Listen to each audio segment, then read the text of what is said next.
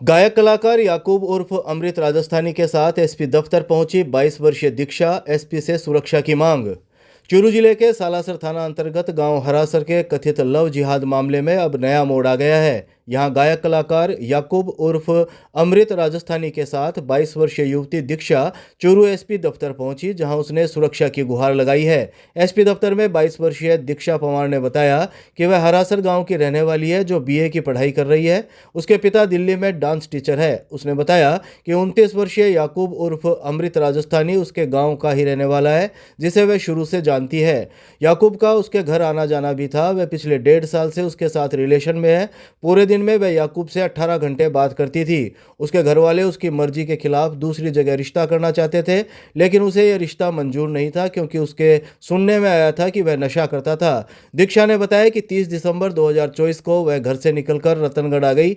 यहां उसने याकूब को फोन किया और उस पर दबाव बनाया। याकूब भी रतनगढ़ आ गया, जहां से दोनों जयपुर निकल गए।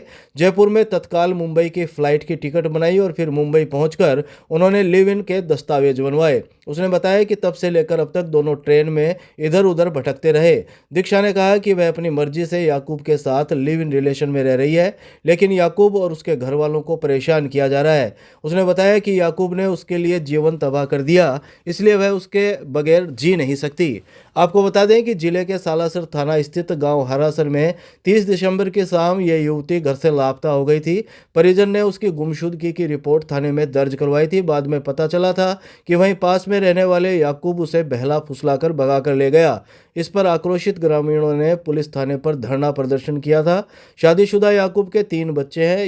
युवती दीक्षा के पिता ने पुलिस थाने में दर्ज कराई रिपोर्ट में नकदी और जेवरात चोरी करने का भी आरोप लगाया था। रिपोर्ट के अनुसार घर में भात भरने के लिए 2,85,000 रुपये नगद, 5.5 तोला सोना और 10 तोला चांदी भी दीक्षा अपने साथ ले गई थी। इस मामले को लेकर चूरू जिले में कई जगह धरना प्रदर्शन भी हुए थे। इसके बाद अब इस मामले में नया मोड़ आया है और दीक्षा याकूब के साथ एसपी दफ्तर पहुंची है। मेरा नाम दीक्षा पवार है, जाति ढोली। इनका नाम अमृत राजस्थानी उर्फ याकूब अली, जाति ढाडी। हम लगभग 1.5 साल से एक दूसरे से अच्छी तरह से रिलेशनशिप में थे, जानते थे हम। और बहुत पहले से भी एक ही गांव के थे, तो हमारी जान पहचान थी। घर में आना जाना था, परिवार को सबको पता था। इसमें ऐसा कुछ भी नहीं है कि ना जानने वाला। और उसके बाद मेरे घर वाले मेरी ज़बरदस्ती किसी और के साथ शादी करवा रहे, जो कि मुझे बिल्कुल भी पसंद नहीं था। मैंने उनको बोला था कि मेरे को नहीं पसंद है, मेरे पे प्रेशर मत डालो। ना उन्होंने मेरी पढ़ाई आगे पूरी करने दी, उनमें भी इन्होंने ही हेल्प करी। मेरी फैमिली को भी बहुत सपोर्ट किया इन्होंने। मेरी पढ़ाई बंद कर दी थी और फिर शादी की बातें चला दी थी। उसमें भी मैंने इनको बोला कि मेरे को पढ़ाई करनी है, तो इन्होंने मेरा फॉर्म अपनी तरफ से फिल करवाया। परमानंद कॉलेज छापर में, जो सुजानगढ़ छापर में है, वहाँ पे इन्होंने ही मेरा फिल करवाया। इन्होंने बहुत सपोर्ट किया। उसके बाद भी मेरे घर वालों को नहीं करना चाहिए था, जो कि उनको सब कुछ पता था। 24 घंटे में 18 घंटे इन्हीं से बात होती थी। छुप के बात तो हो नहीं सकती। अब बताओ, 1 दिन बात हो जाए, 2 दिन बात हो जाए, 1.5 साल थोड़ी बात हो सकती है छुप के। ये तो आप में भी और सब में दिमाग है। ये तो झूठ नहीं है। और मैंने 1% भी झूठ नहीं बोल रही हूँ मैं। उसके बाद फिर नहीं माने वो, तो फिर मैंने इनको बोला कि मैं नहीं रह सकती तुम्हारे बिना। इन्होंने मुझे बहुत समझाया। मैं नहीं मानी। फिर मैंने इनको फ़ोन किया और मैं ऐसे करके घर से निकल गई।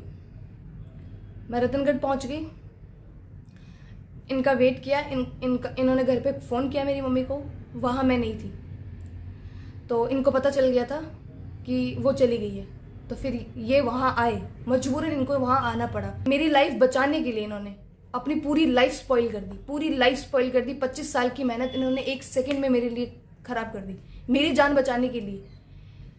जो कि ये सब जो गलत सलत बोल रहे हैं, मुझे नहीं पता क्यों बोल रहे हैं, पर मैं जो बोल रही हूँ वो एकदम हकीकत है। 1% भी उसमें रॉन्ग नहीं है। और उसके बाद फिर ये आए, हम वहाँ से अपना आगे गए जयपुर के साइड। जयपुर में आगे फिर हमने बॉम्बे की टिकट बुक करवाई। उसके बाद हमने बॉम्बे में अपना लिविंग रिलेशनशिप का सर्टिफिकेट बनाया।